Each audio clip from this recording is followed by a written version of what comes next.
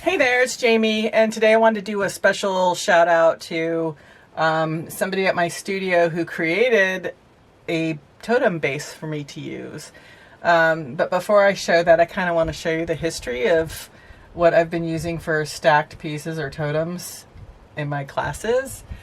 Initially, we would use these blocks that you get at a craft store, and they're perfectly fine for doing small lightweight stuff. And all you would do is you would drill into them straight down and then stick a dowel in them, and there you have it, done. You could also use just regular 2x4s. So in my classes, for those wanting something a little bit more sturdy, we ended up creating these rectangles made from clay, and it's a stoneware clay, pretty groggy, and it's a 1/2 inch. And so we just had random sizes that we would cut out. And then when it was leather hard, then we would cut out where the hex nut bolt would go, or the hex nut. So when you're starting this, so this is obviously for a threaded rod. And so you're going to pick whatever threaded rod size you are going to use. You're going to select a end cap bolt to go into this bottom. So the end cap bolt prevents the threaded rod from going all the way through. So I started with this, and the way that I figured out the size that was needed is I went one size up. So for example, if this is a 3/8 hex nut in here, then I'm going to buy a 1/2 inch hex nut and use that size to cut out here.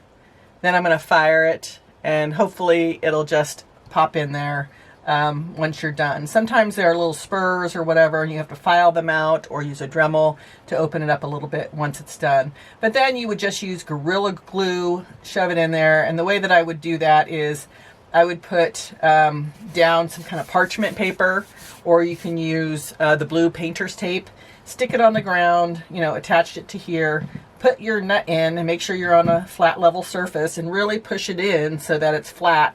And then actually what I do before I push it in is put the glue around it. So this is fine, but ideally when you're teaching a class and having everybody do it, this is probably one of the most frustrating things to do, to get this size right and get everybody in there. So the idea for a more permanent solution I've been looking for, and ideally, when I've talked to other people doing stacks, they'd like to use metal. I like to use metal. There's a woman named Kathy in our class whose brother did welding, so he welded me one with a pole directly onto a piece of metal, and that looked good. But when I was talking to him about what I was doing now, he was like, well, why don't you just use a coupler instead of this bolt here? And it's like, oh, a coupler, because the couplers are taller. So that's the route I was going to go. And then somebody else at my studio was a welder. And so when I brought up the idea to him, he just ran with it. And so he made me one. And once I saw it, I knew I had to have more. So I ordered more. And let me show you what that looks like. So this is the base here, and he welded on the coupler, and then the threaded rod just goes in. So he's charging about 20 bucks for this. Well worth it, I think. So let me just put the other one on so you can see. Let's just keep this in here. Takes a lot longer to unscrew, just because there's a lot more in here. All right, so we'll leave that there. And this one just goes in. And this works just fine too. But for me, just the security of having something a little bit more stable, I like that. And then with this wider base, I can do wider things. The other thing too is if you go this route, you can kind of see under here everything that's happening. So what I would suggest is that you do some kind of finishing on the bottom, like cork in this case, so you can't see it. Anyway, I love these new little stands. I'm excited to make more totems. So if you are into doing stacks / totems, then let me know if you're interested in this. I think he might put it on his Etsy store in the future going up, just based on the interest that he gets. So just send me a message either on Facebook, my Facebook page, or Instagram. And if it is really big, I'll just tell him, hey, you need to put it on your Etsy. But I will forward the information of, you know, how to contact him, you know, based on the response if you're interested.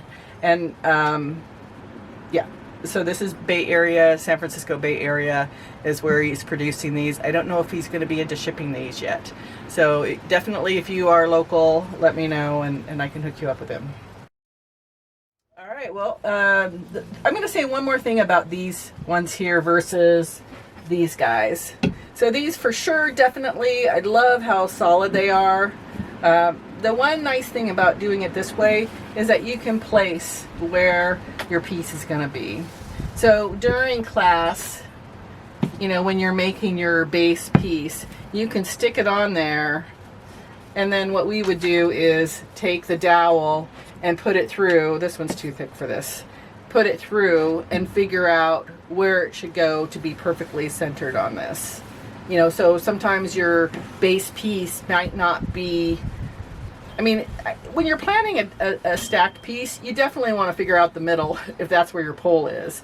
But the beauty of doing it this way is you don't have to. You could be a little bit off, and you can just figure out ahead of time where it goes.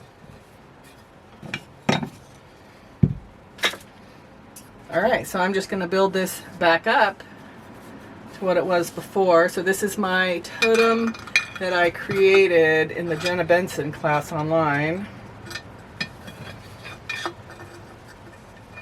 The bear is my design.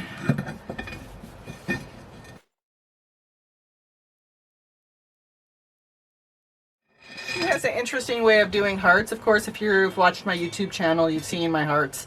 Anyway, she has a different way of doing them. So it just was kind of fun to learn a different way. These little flowers, this is something I came up with to work with my bear.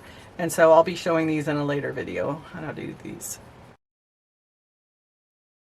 And that's it. Thanks for watching. Catch you next time.